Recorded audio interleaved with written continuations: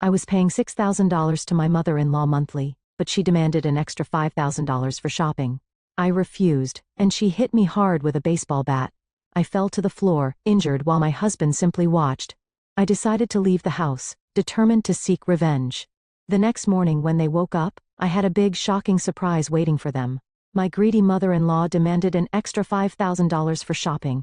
I refused, and she hit me hard with a baseball bat. I dropped to the floor while my husband just stood there, watching this drama unfold and not stopping his mother. I was filled with anger. That night, I left the house determined to seek revenge.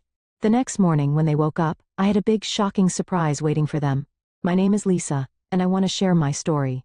A story that began in a world filled with dreams, but quickly spiraled into a nightmare. At 29 years old, I was an online entrepreneur living in Dallas, Texas, thriving in the digital marketplace and earning about $30,000 a month. To outsiders, my life might have looked enviable. I worked from home, setting my own hours, and enjoyed the fruits of my labor. But behind closed doors, I was struggling in a toxic marriage to my husband Ryan and his controlling mother Evelyn. It all started with Ryan. We met in college, both ambitious and full of hope. We shared dreams of success, and for a while it felt like we could conquer the world together. We married 3 years ago, thinking love would see us through anything. But as the months rolled on, reality set in. Ryan lost his job about 8 months ago, and that's when everything began to unravel. At first, I didn't mind supporting us. After all, I had built my business from the ground up. But the weight of responsibility started to feel like a mountain on my shoulders. I worked harder to make sure our bills were paid, the mortgage was covered, and groceries were stocked. Yet instead of gratitude, I faced demands. Evelyn, Ryan's mother, was always hovering nearby, her eyes glinting with greed. In her late 50s, she had her own ideas about how I should spend my money. She never missed an opportunity to remind me of my duty as a daughter-in-law. "You're doing so well, Lisa," she would say, her voice dripping with false sweetness. "Surely you can spare a little more for family." The first time she asked for money, it was a few $100 to cover her luxury trip to a resort. I hesitated, but Ryan encouraged me to help her out. "It's just a little something to make her happy," he said, his eyes pleading. I relented, thinking it was harmless. But after that, it was never ending. Evelyn's demands became more outrageous over time. One evening she called me into the living room. "Lisa, we need to talk." She began, her tone serious. "I've been thinking about my wardrobe, and it's looking a bit shabby. I need at least $5,000 for a shopping spree. You can afford it." I froze, my heart racing. "Evelyn, I'm already covering everything. The mortgage, utilities, groceries, all of it comes from my income," I replied, trying to keep my voice steady. "I can't just keep giving you money for luxuries." Her expression twisted into one of contempt. "You think just because you earn a little that you can ignore your responsibilities? This is your family too, Lisa." Her words cut deeper than I cared to admit. "Family? You mean the family that doesn't contribute anything to the household?" I shot back, my patience wearing thin. I expected Ryan to step in, to defend me, but he remained silent, his gaze cast down. The silence felt like betrayal. In that moment, the tension in the room snapped. Evelyn stood up, her frustration boiling over. "If you can't help, then maybe you should just get out of this family," she yelled, her face flushed with anger. "Maybe you should talk to Ryan about contributing," I shouted back, feeling a rush of defiance. Her eyes narrowed, and in a fit of rage, she picked up a baseball bat that was leaning against the wall. Before I could react, she hurled it toward me. I barely had time to flinch before it struck me in the face, the pain radiating through my entire body. I stumbled back, clutching my cheek as tears of shock filled my eyes. "What the hell, Evelyn?" I gasped, trying to catch my breath. I looked to Ryan, desperate for him to intervene, but he stood frozen, watching the scene unfold as if it were a reality show. He couldn't change. My heart sank deeper. I realized in that moment that I was truly alone. "You're ungrateful," Evelyn screamed, her voice echoing in the room. "You think you can just take without giving anything back? You don't belong here." It was a turning point. The moment I understood the depth of their manipulation, I felt a mix of rage and despair as I staggered back, the pain in my face overshadowed by the hurt in my heart. I couldn't believe I had let things escalate this far. That night, I packed my bags. I didn't care that Ryan wasn't home. He had gone out with friends, leaving me to fend for myself. I gathered my belongings, determined to reclaim my life, even if it meant returning to my parents' house. As I drove away, tears streaming down my cheeks, I felt a strange sense of relief wash over me. It was as if I had finally broken free from unseen chains, but along with that relief came a simmering anger, a desire for revenge. In the days that followed, I stayed at my parents' house, contemplating my next move. I knew I had to file for divorce. I was done living under the control of Ryan and his mother. I was tired of being treated like a bank instead of a partner. My resolve hardened as I thought of Evelyn's cruel words and Ryan's betrayal. I could see them coming back, begging me to return. I imagined Ryan, looking for sympathy as he promised to change, and Evelyn, all sweetness and light, pretending nothing had happened. I wouldn't fall for it again. But I had a plan. I needed to take control of the situation. If they wanted me back, they would have to pay for it. The thought of making them transfer ownership of the house into my name danced in my mind. It was a risky move, but I was done being the victim. As I plotted my revenge, I couldn't help but feel a mix of dread and excitement. I had a long way to go, but I was determined to reclaim my life and my worth, and I was ready to face whatever came next. Little did I know, the battle was just beginning. Days turned into a week after I left, and the initial pain of my departure began to fade, replaced by a fierce determination. I was ready to take control of my life. My parents were supportive, offering me comfort and encouragement, reminding me that I deserved to be happy. They saw the bruises, not just on my face but on my spirit. One evening, as I was sitting at my parents' kitchen table, my phone buzzed. I glanced at the screen to see Ryan's name flashing. My heart raced. I hadn't spoken to him since the night I left. I hesitated for a moment, but curiosity got the better of me. I answered, "Lisa." Ryan's voice sounded small, almost defeated. "Can we talk? Why?" "So you can convince me to come back." I shot back, trying to keep my anger in check. "No, it's not like that. I want to apologize. I didn't know what to do that night. Mom, I never thought she would go that far." His words trailed off, and I could hear the guilt in his voice. "Really, Ryan? You didn't know? You stood there and watched while she attacked me." I felt the heat rising in my chest. "You didn't lift a finger to help me." "I'm sorry." I was shocked. I thought it would calm her down if I didn't say anything. His excuse fell flat, and I could feel my patience wearing thin. "Save it, Ryan. I don't want to hear your excuses. I'm done with this." I hung up, the familiar sense of betrayal creeping back. Over the next few days, I felt a mix of emotions, anger, frustration, and determination. I knew I had to take the next step.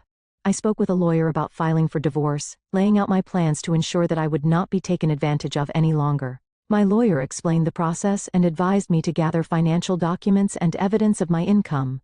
The thought of facing Ryan and Evelyn again sent shivers down my spine, but I was resolute.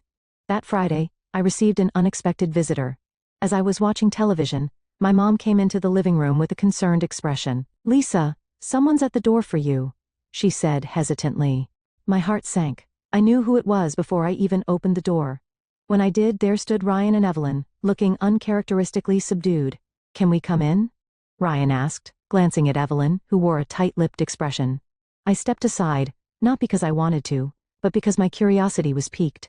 They walked in, and I could feel the tension in the air.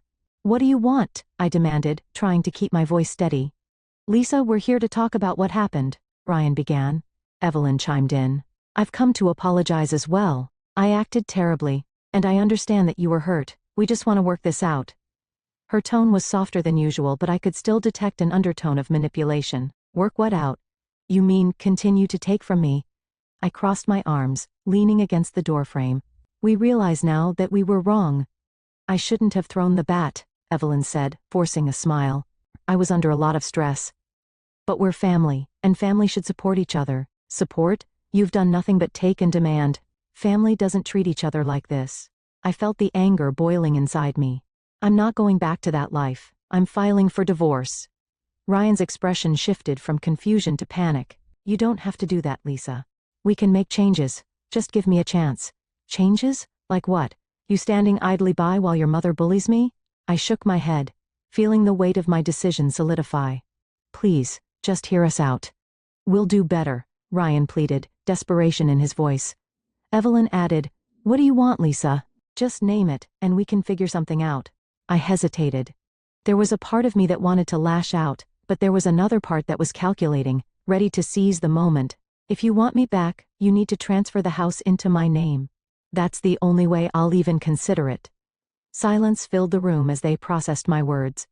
Ryan glanced at his mother, and I could see the gears turning in his mind. They exchanged a look, one that screamed of desperation and panic. "Are you serious?" Ryan asked, disbelief in his voice. "I've never been more serious," I replied firmly. "You either want me back or you don't." Evelyn's face twisted into a mask of anger, but I could also see a glimmer of fear. "You can't be serious, Lisa. You're asking for too much." "No," I shot back. "You're the ones who have taken too much for too long." After what felt like an eternity, Ryan sighed, defeated. "Okay, we'll do it. We'll transfer the house to you. Just please don't file for divorce." Evelyn didn't look pleased, but she nodded, clearly realizing that she had little choice. "Fine, let's just get this done." As they left, I felt a mix of triumph and unease. I had them right where I wanted them, but I also knew this was just the beginning. The battle for my independence was far from over, and the true extent of their manipulation would soon be revealed. I was ready to fight, but I could still feel the weight of their betrayal pressing down on me. The next steps would be crucial, and I needed to stay strong. With a newfound sense of purpose, I began to prepare for the changes ahead, knowing that the final act of reclaiming my life was yet to come. After that tense confrontation, the atmosphere shifted in my life. I was filled with a mixture of hope and caution as I prepared for the transfer of the house into my name. I needed to ensure that every detail was handled correctly. This was my chance to reclaim my independence and finally escape the grip of Ryan and Evelyn. The following week, Ryan and Evelyn returned to my parents' house, bringing with them a set of legal documents. I examined the papers carefully, heart pounding with anticipation. This was it, the moment I could turn the tables on them. "Here's the paperwork," Ryan said, his tone serious as he laid the documents on the table. "You just need to sign here, and the house will be yours." He looked at me with a mix of hope and apprehension, as if he were unsure how I would react. I picked up the pen, hesitating just for a moment. "You do realize what this means, right?" I asked, walking eyes with Ryan. "This isn't just about the house. This is me taking my life back." Evelyn stepped forward, her expression darkening. "You're being foolish, Lisa. You're throwing away your family for a piece of property." "Family?" I laughed bitterly. "You've treated me like a financial burden, not a family member. This is about self-respect and independence." With that, I signed the documents. A rush of adrenaline surged through me as I felt the power shift. The house was now legally mine, and for the first time I felt like I was taking control of my destiny. Once the paperwork was complete, Ryan's demeanor shifted. His earlier desperation gave way to something darker, almost threatening. "You think you can just walk away? You don't know what you're getting into," he warned, his voice low. "What are you saying?" I asked, alarmed. "Things are different now, Lisa." "You're making a big mistake," Ryan replied, a chilling smile creeping onto his face. Evelyn jumped in, trying to regain control of the situation. "This isn't just about you anymore. We're family. You'll regret this." But I was done listening to their threats. I stood tall, my resolve unwavering. "I won't regret taking my life back. This is the last time I'll let you manipulate me." As they left, the tension hung in the air like a storm cloud, heavy and foreboding. I was relieved yet anxious, knowing that I had only begun to fight the battle for my independence. The next few days passed slowly as I settled into my new reality. I had a sense of freedom I hadn't felt in a long time, but it was tinged with uncertainty. I filed for divorce, gathering my thoughts and preparing for what I knew would be a tumultuous legal battle. I was ready to face whatever came my way. Ryan and Evelyn would not take this from me. They had manipulated me for too long, and now it was my turn to take charge. I couldn't shake the feeling that they would come back, desperate to reclaim their control. I was prepared for their attempts to regain their grip on my life. Whatever games they played, I was ready to outsmart them. As I lay in bed that night, staring at the ceiling, I felt a mix of emotions swirling inside me. I had taken a bold step toward my independence, but the consequences were still looming ahead. I knew the road wouldn't be easy, but I had faith in my ability to fight for my future. The battle was just beginning, and I was determined to emerge victorious no matter what it took.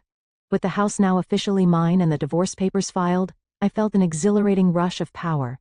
But the calm before the storm was all too palpable.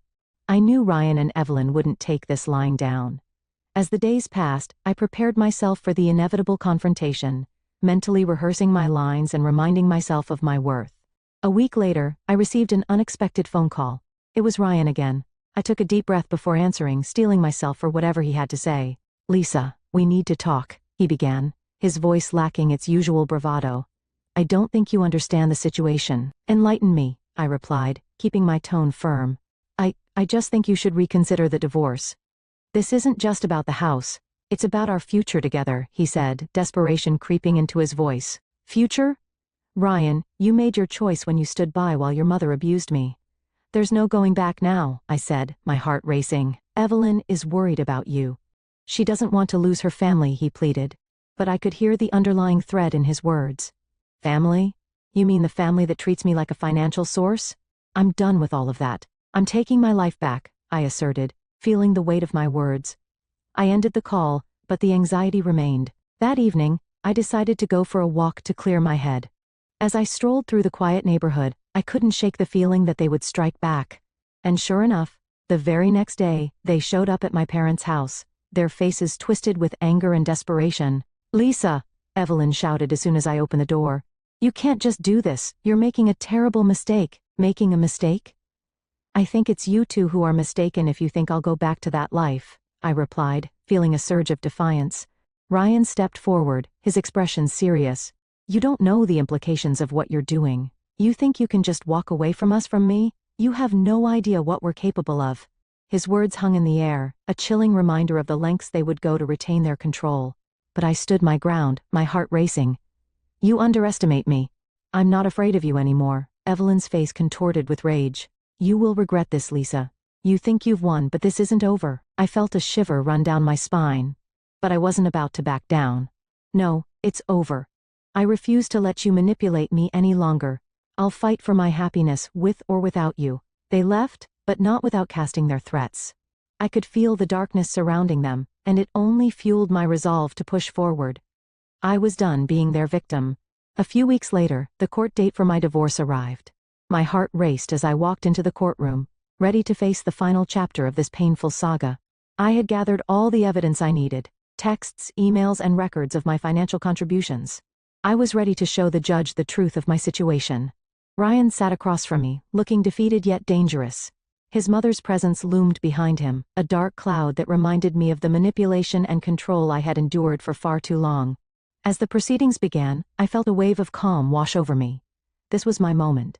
As I presented my case, I could see Ryan squirming in his seat, his facade crumbling under the weight of the truth. The judge listened carefully to both sides, and I could sense the shift in the room as my evidence spoke louder than any of their lies. Finally, the judge delivered the verdict. "Given the evidence presented and the circumstances of your marriage, I grant the divorce. Lisa, you are entitled to retain the house and any financial assets accrued during your marriage." A rush of relief washed over me, and I felt the weight of a 1,000 chains shatter. I had done it. I was free. As I left the courthouse, I took a deep breath, ready to embrace the future. I knew there would still be challenges ahead, but for the first time in a long time, I felt hope. I had reclaimed my independence, my dignity, and most importantly, my self-worth. The betrayal and manipulation of my past would no longer define me. I was ready to move on and embrace a life filled with possibilities. The lessons I had learned would stay with me, guiding me as I stepped into a new chapter, one where I was in control of my destiny.